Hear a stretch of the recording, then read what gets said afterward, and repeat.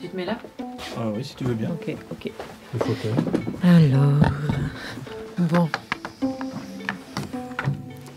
On est bon là, non? Je crois. Ok, cool.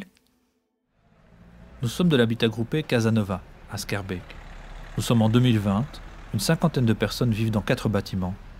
Autour de nous, c'est le vaste monde.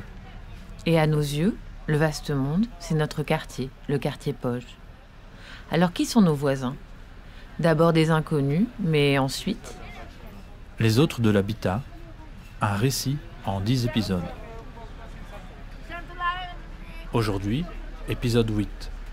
La fragilité d'une fête de quartier. Toutes les personnes du quartier avec qui j'ai pu me lier n'ont pas tourné le dos à leurs attaches d'origine. Mais elles ont doublé ces origines d'un espace nouveau, fragile, un élan que nous avons choisi d'appeler Avanti-Poge. Attends, alors avant de Poge, pour nos auditeurs, il faut quand même dire ce que c'est.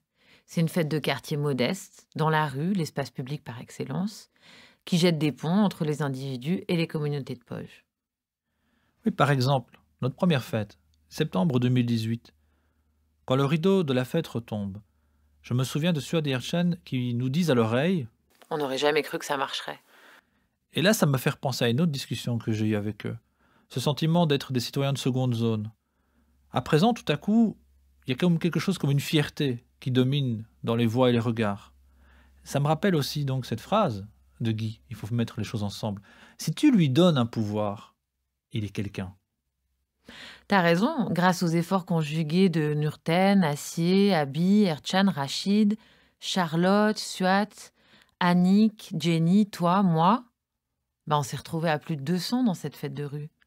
Et je me rappelle que c'est redevenu ce jour-là un lieu où on pouvait s'arrêter, s'asseoir, discuter, prendre le temps. Finalement, il n'y a pas de société s'il n'y a pas concrètement du temps et de l'espace pour accueillir cette société. Et donc, face aux hommes et aux femmes qui nous interpellent, Et qui nous disent ici, là, dans cette ville, ce quartier, elle est où ma place? notre réponse, ce n'est pas Oui, oui, oui. ou quelque chose comme Tout de suite, tout de suite. mais avec toi, Louise, avec Clara, avec d'autres, notre réponse, ça sera quoi? On pourrait leur dire ça va être quelque chose et avec nous.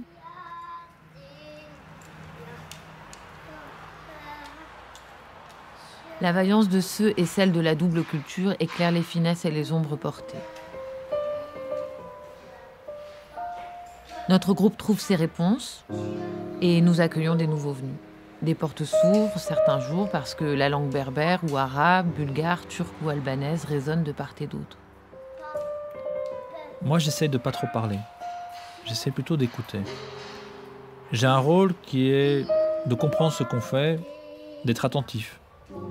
Être une sorte de filet de sécurité, si tu veux, pour entendre et faire émerger des chemins pour chacun.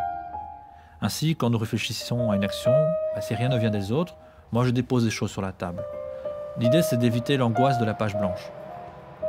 Il arrive également que je tranche, pour ne pas que le groupe s'enlise. Surtout, chacun doit trouver sa place, son désir d'être là, son autonomie. Je dirais qu'une caractéristique forte du quartier, aujourd'hui, c'est qu'aucune communauté n'est majoritaire. On est tous minoritaires, y compris nous, les Belgo-Belges. Et donc, il y a quand même quelque chose comme une culture commune qui nous rassemble et qui est une sorte de Belgique. Et le fait que nous, on soit belges, ça donne des repères, ça permet d'équilibrer, ça aide chacun dans son trajet. C'est vrai qu'au fil des réunions, des événements, des repas, notre expérience est devenue notre récit et notre récit est devenu notre savoir. On discute, on transmet à d'autres, on installe au fur et à mesure une boucle alimentant la suivante. C'est vrai, t'as raison, c'est fragile parce que tout peut s'arrêter du jour au lendemain, comme l'ancienne bibliothèque qui a fermé ses portes à l'époque et qui a laissé les habitants complètement orphelins.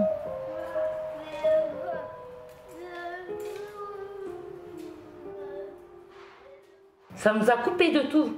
La bibliothèque. La bibliothèque. Ce que je ne comprends pas, c'est que la bibliothèque, elle a fermé et qu'il y avait un lien entre les gens. Il y avait un lieu. Un lieu, un mot. Mais il y avait un lien. Ouais. Et quand il n'y a plus le lieu, c'est comme s'il n'y avait plus de lien non plus. Tout était coupé. Mais vous pouviez vous voir, vous étiez voisins. Non, tout était fini. On n'avait plus... comme si ça a été dit, c'est fini, maintenant tout le monde se débrouille tout seul. On était venus des robots. Parce qu'à ce moment-là, j'étais en coiffure. On était devenus des robots, c'est école, travail, maison. École, travail, maison, c'était ça. Hein. On n'avait plus rien, on a perdu tous nos contacts. Ici, tout le monde s'est perdu. Hein. Ça a été une coupure énorme. Énorme, ici.